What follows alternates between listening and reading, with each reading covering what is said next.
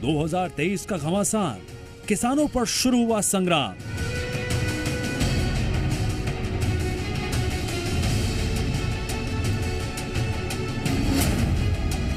कांग्रेस बोली करेंगे न्याय, बीजेपी ने बताया अन्याय।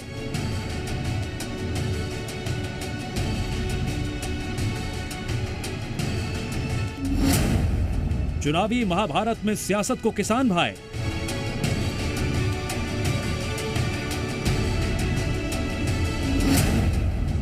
कांटे की टक्कर में भीषण होगी चुनावी लड़ाई।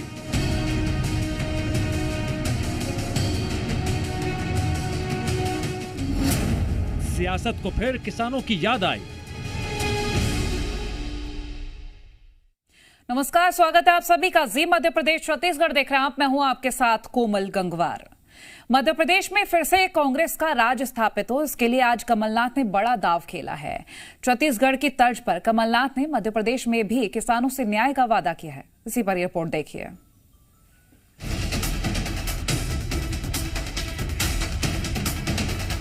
मध्य प्रदेश में चुनावी साल है। सरकार के लिए किसान आबाद और खुशहाल है, तो विपक्ष के लिए किसान बर्बाद और बदहाल है। सियासत का यही हाल है। चुनावी साल है, लिहाजा किसानों को साधने का सवाल है। अन्नदाता खेत पर हल चलाता है तो सोना उगाता है और ईवीएम का बटन दबाता है तो सत्ता का फैसला कर सियासतदानों की किस्मत बदलने का फैसला करता है। यही वजह है किसानों को कोई नाराज नहीं करना चाहता।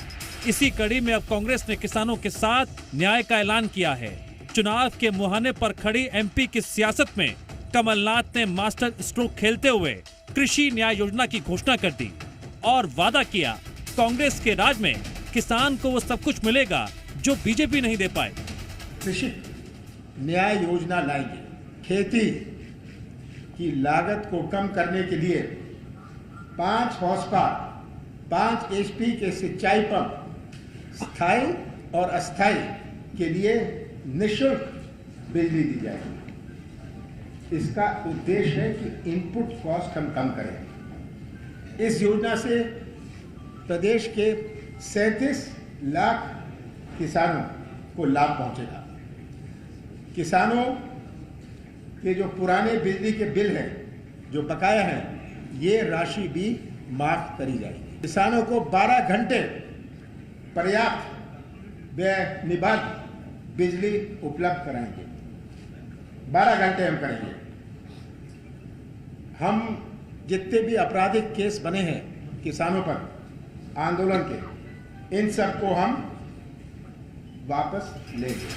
वोटों की खेती से सत्ता की फसल लहलाए, इसके लिए कांग्रेस ने वादों का पिटारा खोला तो बीजेपी ने इसे धोखे की सियासत बता डाला। जिन्हें कुछ देना लेना है नहीं वो तो वादे ही करेंगे। हम देते हैं, कहते हैं तो देते हैं। ये चुनाव के बाद का कह रहे हैं, इससे अंदाज कर लो जो पहले धोखा दे चुके हो वो अब धोखा देंगे।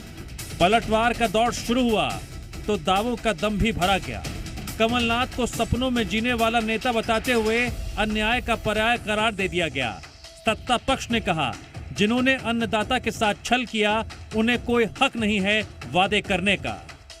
अब ये जो किसानों की न्याय योजना लेके आए हैं, जो अन्याय के प्रतीक बन गए वो लेके आए।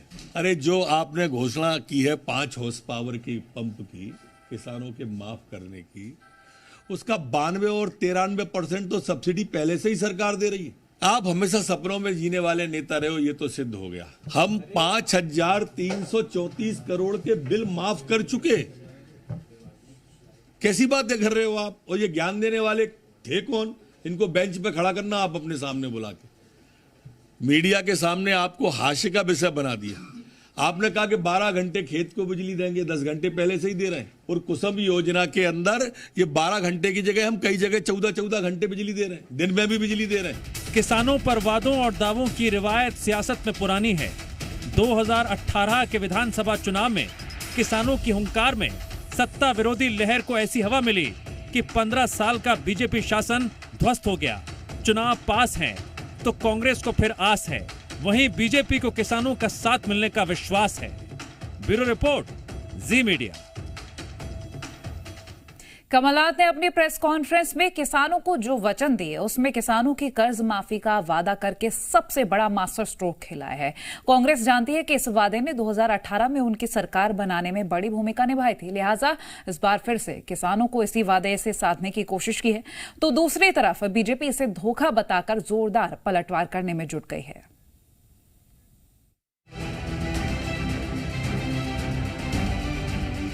कांग्रेस के लिए वादों की पोटली लेकर कमलनाथ मीडिया के सामने आए तो अपनी पार्टी की मंशा और मकसद तो जाहिर किया ही, साथ ही उस मुद्दे पर सबसे ज्यादा जोर दिया जिसके दम पर कांग्रेस 2018 में बीजेपी को सत्ता से उखाड़ फेंकने में कामयाब हुई थी।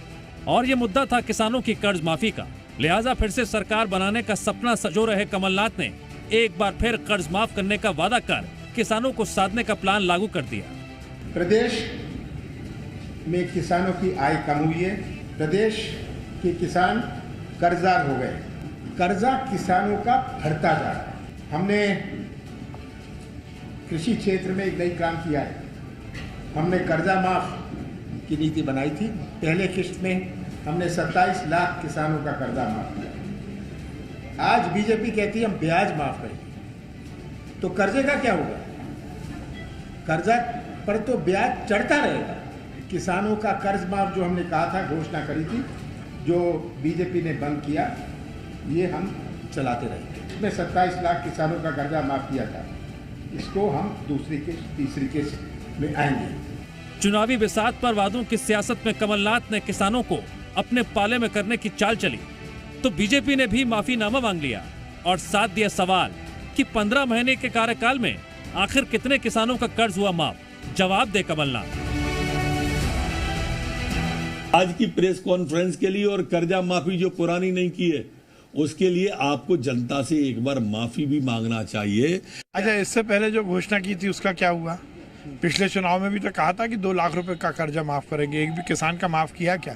ये लफाजी, झूठ, फरेब, इसकी राजनीति और गुमराह करने की राजनीति करते हैं। ना इनको किसान से मतलब है, ना किसान के कर्जे से मतलब है। इन्हें केवल सत्ता में आना है, इसलिए झूठे वादे करना है। चुनावी फिजा में सियासत ये जानती है किसानों को साधे बिना सत्ता की सीढ़ी नहीं चढ़ी जा सकती, लिहाजा शब्द बाणों की धार हर गुजरते दिन के साथ और तीखी होती जा रही है। 2018 के चुनाव में श्रीमान कमलनाथ जी और मिस्टर बंटाढार दिग्विजय सिंह जी, उन्होंने कई प्रकार के वादे उस समय जो किए थे, एक भी वादा पूरा न करते हुए मध्य प्रदेश की आम जनता के साथ धोखा, छल और कपट किया था। 1 रुपया 15 महीने में कम नहीं किया था, बल्कि किसानों को खाद के लिए लाठियां खानी पड़ी थी। क्योंकि प्रदेश में जब चुनाव आते हैं तो आप इस प्रकार के झूठे वादे करके भ्रम फैलाने का काम करते हैं।